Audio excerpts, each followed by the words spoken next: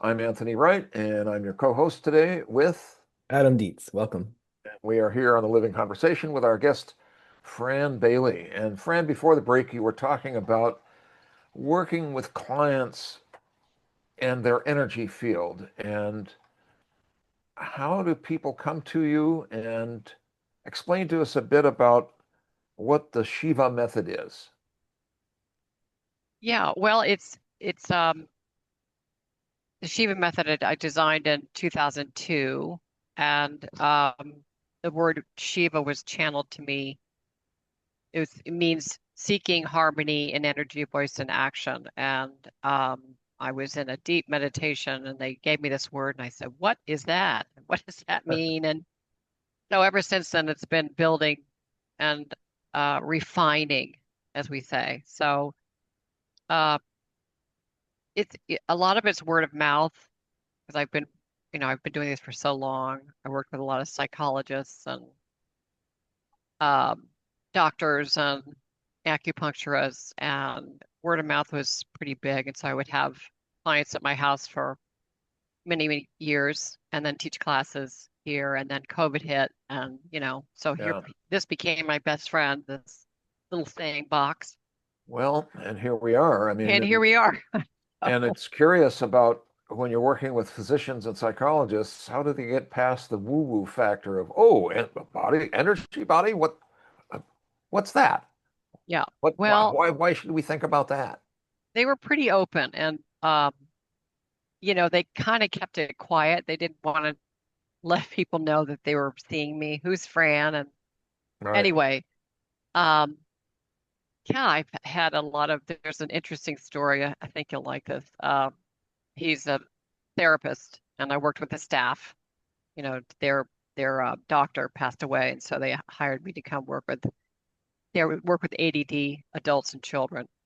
And this And is what what is ADD quickly? attention depth, ADD, Yeah. the the Attention high, deficit yeah, disorder. yeah, Yeah. Okay. Just so our listeners know. yeah. So these psychologists were most of them were ADD and very funny and, kind of off the wall and hanging up in the ceiling when I'd come in and I have to pull them down. But this particular gentleman wanted to see me, wanted to change his life and et cetera, et cetera. So he came and I did energy work on the table. I would do dancing, I do stretching, I do meditation, and he loved it all. But this particular time, he had um, he had a hernia disc. Oh, And the doctors that I work with, he went to see, and they said, "Well, you need surgery. You know, you're not gonna be able to walk again." And so this is how this work is very strange sometimes. So when I have a patient and I get them in my dream, or I get these visions. I was driving one day and I kept seeing his disc.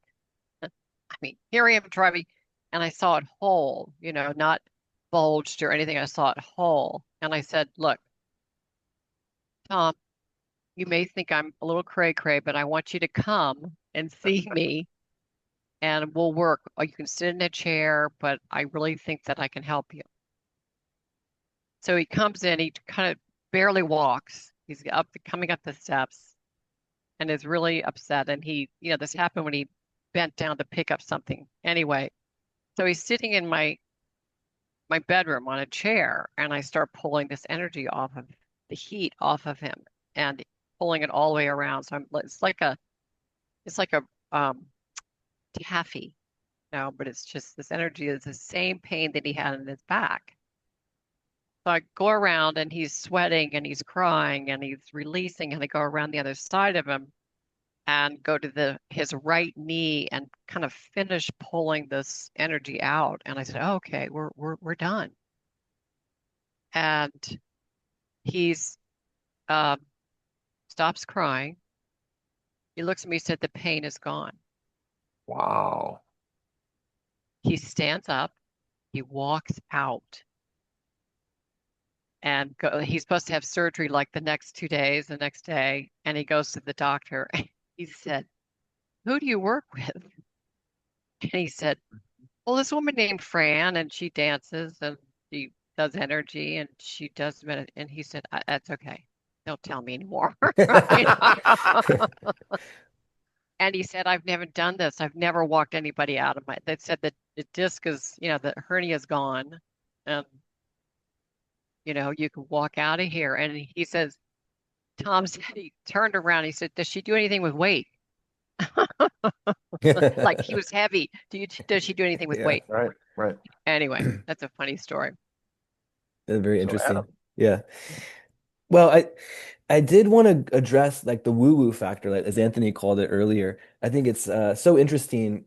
A few different things come to mind regarding that. First off, my own experience, I know for meditation, I had to see in my own thought something breaking through my own thought that was kind of not thought, to have the idea that we have just that, palpably something exists beyond thought. Not just that you can conceptualize it, but you can experience it. So that was an experience for me. And then from there, I was able to meditate and understand more energy in my body. So that's just one kind of connection I'm making here with my own experience. But what is it frustrating for you that it's so clear that the world has matter and energy. We know in science that there's energy. We know that we move. If we didn't have energy, we wouldn't be moving. And does it ever frustrate you that something so simple and so obvious and so just fundamental to the nature of the world and the nature of life itself can be dismissed so readily or ignored? True. But um, that's where that's where the humbleness comes in. yeah. Where it's not your decision to decide for others where they are in their life and their journey. So for me, like in the method, it's very, very simple. You just learn these steps and these different self-inquiry kind of interest in your own spiritual advancement. So if I can teach people about the chakra system, and that's just that level of understanding how the body works with the sphere of energy as a psychic center in the body, um, that's good. So it is frustrating, and I think that through the years, um, again, that humbleness sort of keeps you not detached, just allowing those to be where they need to be. Yeah, it's beautiful just letting people process how they need to process and go along their own journey. I think that's uncommon in Western culture. We want to evangelize, we want to sell, we want to bring a briefcase and say, "Hey, look at me, look at what I'm doing," and Yeah, buy it. So it's a challenge, and I appreciate that you're able to walk that tightrope. not always, but Yeah, sure, sure, of course. yeah. Yeah. So it comes to mind also about what's happening in the world today. Mm. And you notice that particularly after COVID, and I actually, Adam and I have been teaching at university, and we noticed, at least I did, I think Adam, you did too, that the young people coming in were very depressed. And part of it was from the isolation of COVID, and the other part was from the addictive quality of the dopamine addiction from their phones. Right, And right.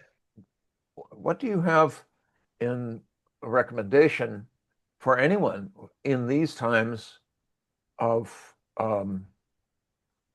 political uncertainty and social involvement? What can we do in a daily regimen? I would say that the the biggest thing that before you wake up is maybe do a scanning of your body, it's while you're laying down and proceed with what kind of day you want to have. That's number Oh, one. okay. What kind of day do you want to present? Who is presenting and who is, where am I in my knowing of myself? And do I want to jump up and get into my phone and make that, part of my daily obsession? Right. Or am I limiting the time I do that just to check in, put it down, move on? And number two, remember the innocence of who you are. And the innocence is the biggest thing. I just wrote about it. It's just remembering the childlike child that we were and are. And with this new energy, we have to bring that forward because it's that is life, that is living, that is the compassion, that is the innocence of who we are becoming, who we were at one time. And so I think that the loss and the depression is that we as humans have to reconnect, and then that humanness can be expanded with the divine, so that the heart is speaking Well, rather again, than this immediate satisfaction, because it's just endless. It's just there's nothing there. well, and it's been engineered in the algorithm to keep you Yeah. hooked, and I often say when you give a kid at age 11 a smartphone, it's like dropping him off in the worst part of town and saying, "Well, I'll come back in a couple weeks, have a good time." These kids have no idea what's in the phone, and a lot of times adults will also struggle with that. But I do appreciate your energy work, and um, you've become aware. I think it sounds like that as human beings, we are more than who we think we are. So We we're are. coming up on. We have to take a short break, and I'm Anthony Wright with my co-host, Adam Dietz. and we are here with our guest Fran Bailey. And how can people contact you, Fran? On my website, franbaileyhealer.com. You can contact me there. Just write me a note. And that's Bailey. Yes, yes. And there are all kinds of free meditations and all kinds of scenario. My book is in there and all kinds of stuff. But I do a free consult if somebody wants to speak to me, and we'll chat phone and uh, go from there. Great. All right, we'll take a short break and be right back. So stay tuned.